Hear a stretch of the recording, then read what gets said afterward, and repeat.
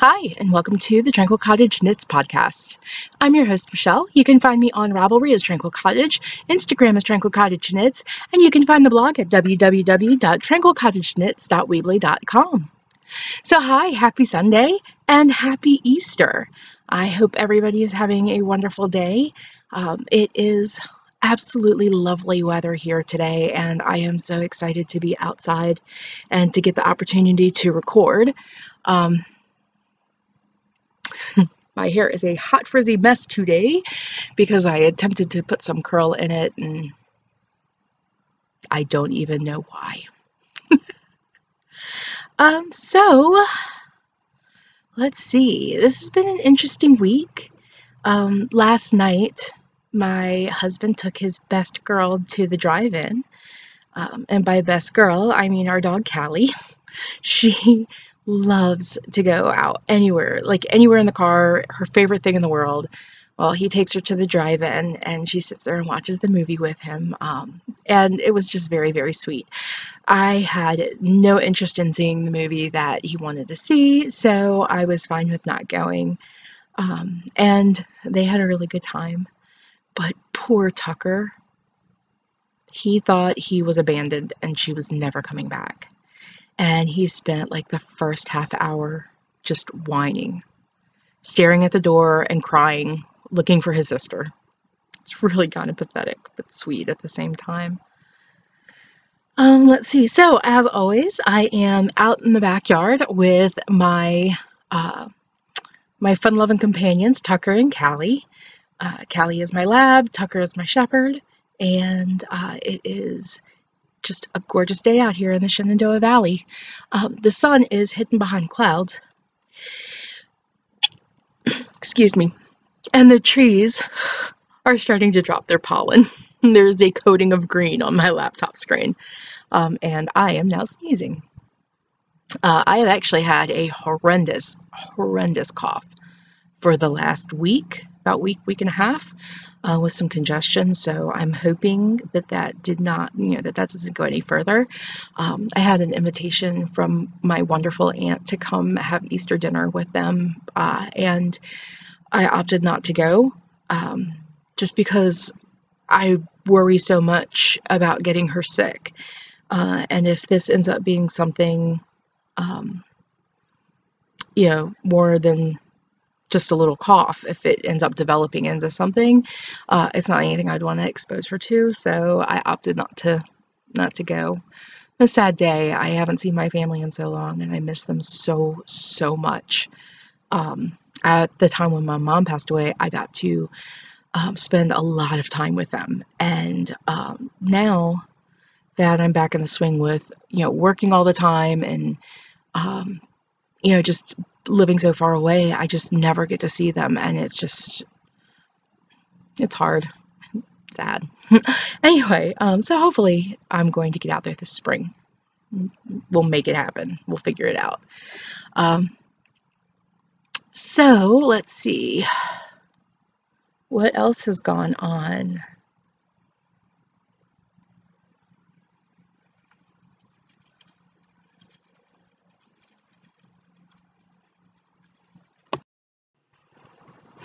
Okay, so I don't know if you could, I don't even know the look that was on my face. I just heard the absolute strangest sound, and Tucker was like getting ready to start going nuts, and I wasn't sure what that sound was, and I'm thinking, is it like, because yesterday there was a possum on one of the trees, and it just sent him into hysterics. So he just has such a high prey drive, and he was going to go get this poor possum. So I'm hearing the sound, but it's not a sound I've ever heard before. And it's loud, and the railroad tracks are not far from our house. They're like 40 feet, like down that way. And so I'm thinking, is it a train that's way too quiet to be a train, but it's way too loud to be a possum? And so I stand up. I think I hit pause. And then I stand up to go, to look and see, and I see something move out of the corner of my eye on the tracks. And so I go over and look down, and it's a huge herd of deer running down the railroad tracks with their their hooves just kind of clacking on the gravel as they're running, and it was so loud. It was so loud, and just this cacophony of clickety clack of hooves on gravel. But I've never heard anything like that before, and it was rather shocking. I was a little bewildered there. So of course Tucker had to go through his, "Hey, come back here so I can eat you" spiel. They didn't buy in, so probably a good thing. When we get a deer in the yard, he literally is like, "Hey, you're my size. Come on over. I'm going to eat you." And he is very kind of tall and leggy like a deer. And I jokingly call him my pony, or pony boy for any Outsiders fans. So, but yeah, that was just the strangest thing. Never had that happen before. At least not that I've ever been here to witness. So, okay, let's get back to it. So last knitting, woo. That was like DuckTales. Knitting, woo. My husband has a game emulator and found DuckTales on there. It's like, what a blast for the past. I think I had that on Nintendo back in the day. I don't even know. But he also found Micro Machines, and I whooped his butt. I'm so proud. When we play like Left 4 Dead, my nickname in there is Deadweight, because I'm like trying to shoot in one direction and I'm running headfirst into a wall in the other direction. I'm just not coordinated with that. And I get motion sick, so I'm just not good in that way. But man, you break out those old Atari and Nintendo games and Sega, and forced to be reckoned with. So yeah, he had Micro Machines, and we had a blast, and proud to say that I beat him soundly. Small victories. But I actually hadn't knit him anything in a little while. I've got things that are in progress for him, but not things I have completed. So last Monday when I had podcast, the last Monday that I podcast, I had shown that I had started a pair of socks for him, and it was Lane Cervosa yarn. I'm probably pronouncing that wrong, but it was color, I think, number 76. Oh, so stunning color name. And when you think of 76, this is absolutely where your mind goes, right? Good. But I washed them. I washed them and blocked them yesterday, and I washed them with my Tuft Woolens honeysuckle, or not honeysuckle, honeycomb sock soap. Smells amazing. And these are so much softer now than when I originally knit them. So I just is 64 stitch cast on, about 1 inch of knit 2 purl 2 rib, and then because it was striped, I just went ahead and did a straight sock down, traditional heel flap, 32 stitch, and then traditional heel turn, and carried on down to the toe. I do a rounded toe.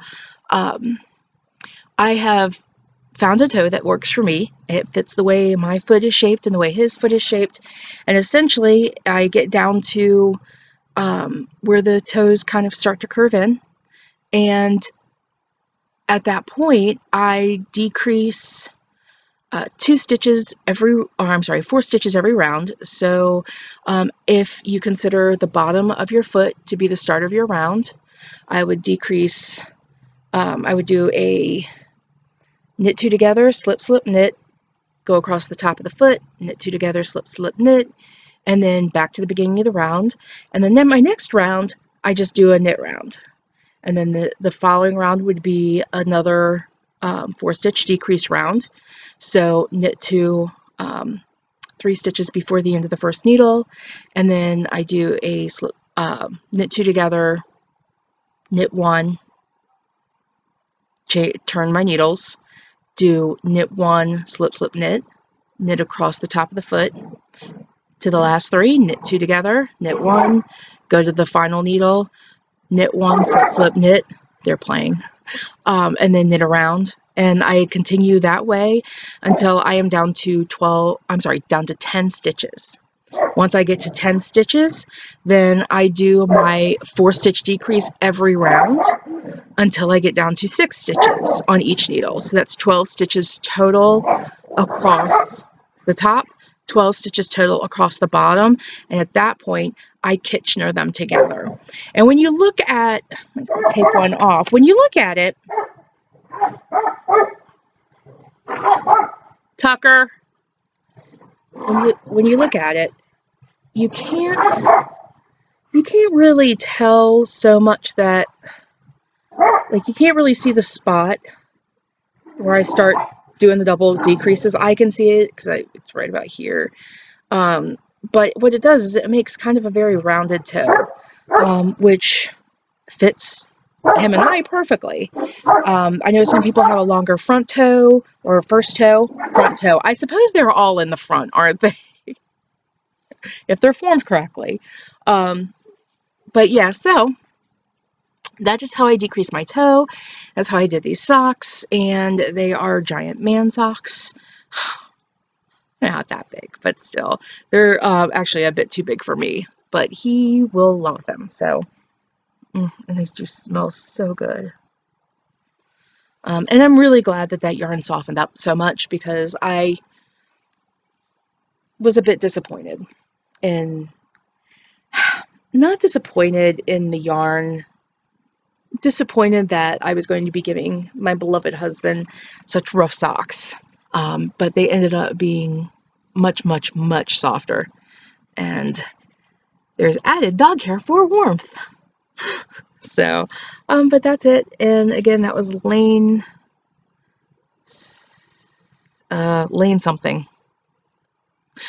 And it's just, they come in a ball. It's not like an indie dye, anything like that.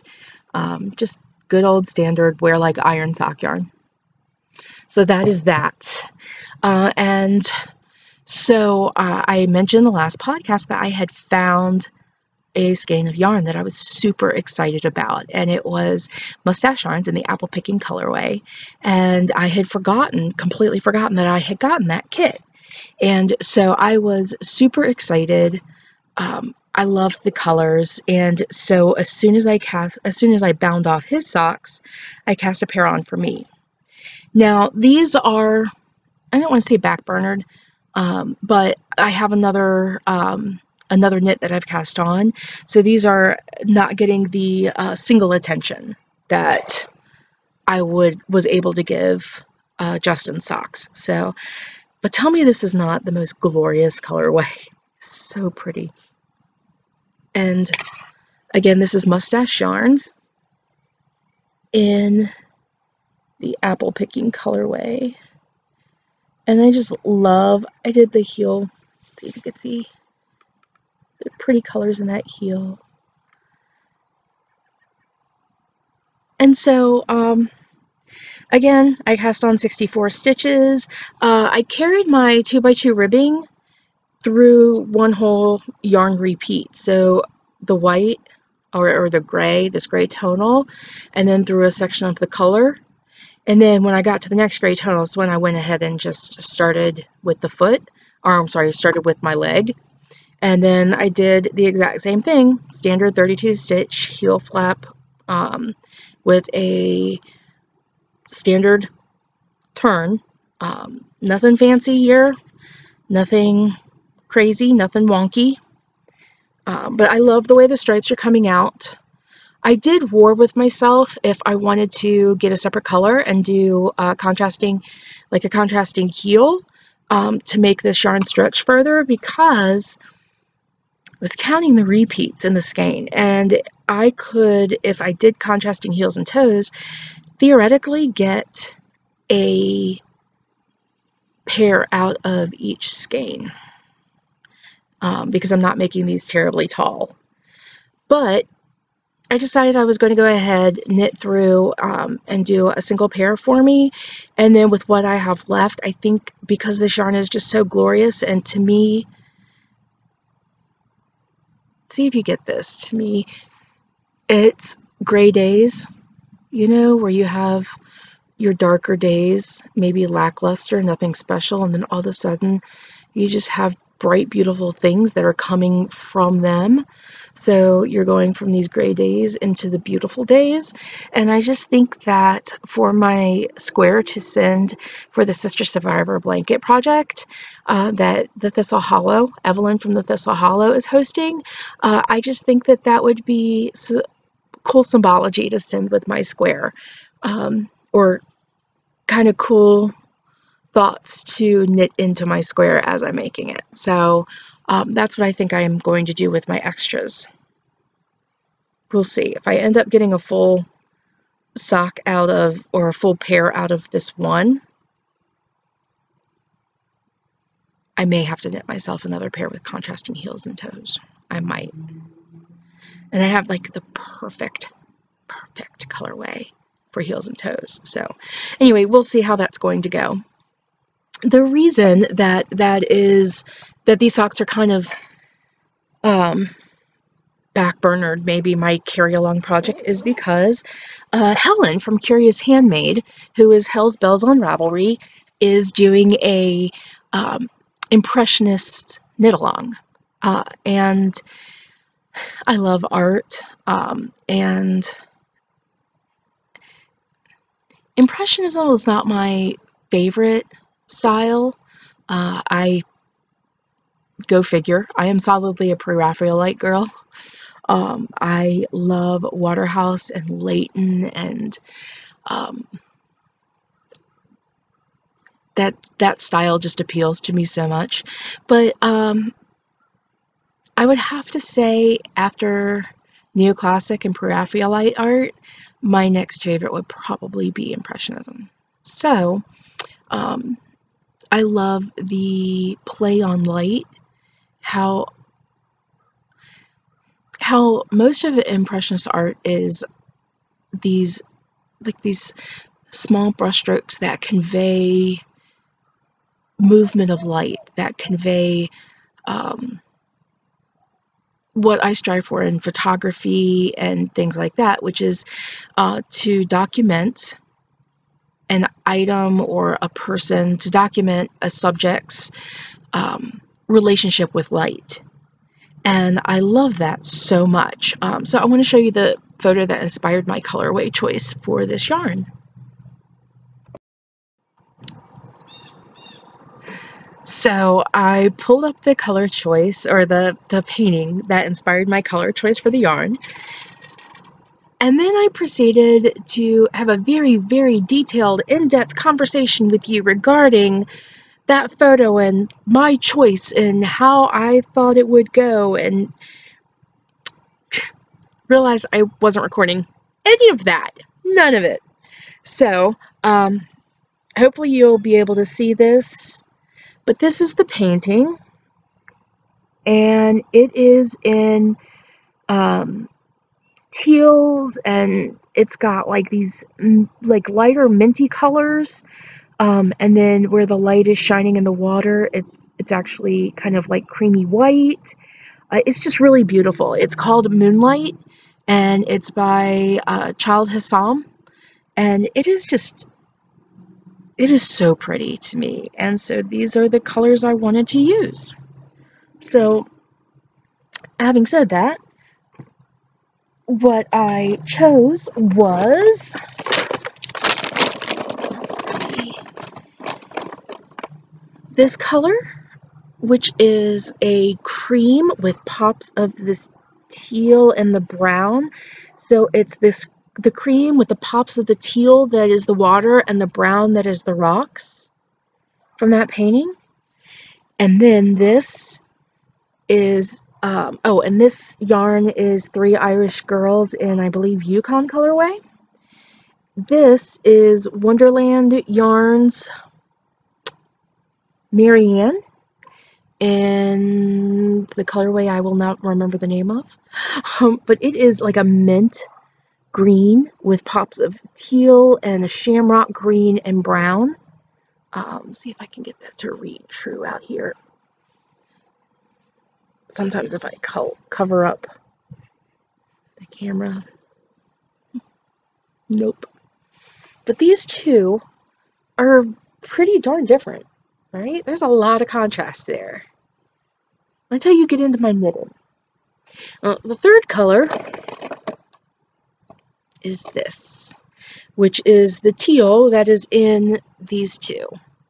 So I think I definitely have what the pattern requires, which is a light, medium, and a dark, and it should work out really well. However, when I got into the actual knitting, and I'm going to try to show you this without giving away any of the pattern details. See if I can fold this. Okay, see if you can see this. The problem is between that mint and the cream, there is not terribly much contrast. There's a lot more contrast in the skein than there is actually knit up. However, it does have these beautiful pops of these teals. I can't tell if that's the teal or not. So I'm going to carry on and keep going, forging ahead with these color choices. And in the end, really, what's the worst thing that could happen? I could end up with a garment that still keeps me warm and that is still pretty and lovely. And then I can knit a second one with higher contrast. So in the end, it is a win-win-win-win-win, not a lose-lose in any stretch of the imagination. So Callie's over there har-harring at me, wanting me to come over and play, I guess. So that is the knitting and the spinning, and Sizzle Pop is still in timeout. I just have not had the time and the energy to focus on sitting down and going back to where that stitch is dropped, pulling all of that out, and then picking it back up in some manner that's going to make sense to me. So I need to put in a lifeline before I do that pulling out. But it just, it's bad enough that I actually may tink it back stitch by stitch. But I haven't got the energy up to do that. So Sizzle Pop has misbehaved and must be punished. So, but it's such a good size now. It's big and I don't want to give it up. So I'm going to carry on. Forge ahead, my knitters! So, that is it. I can't think of anything else. I hope you guys are having a lovely, lovely Easter Sunday. I hope it is warm and comfy where you are, and I hope that you have lots of yarn. So, until next week, have a great one and happy knitting. Bye!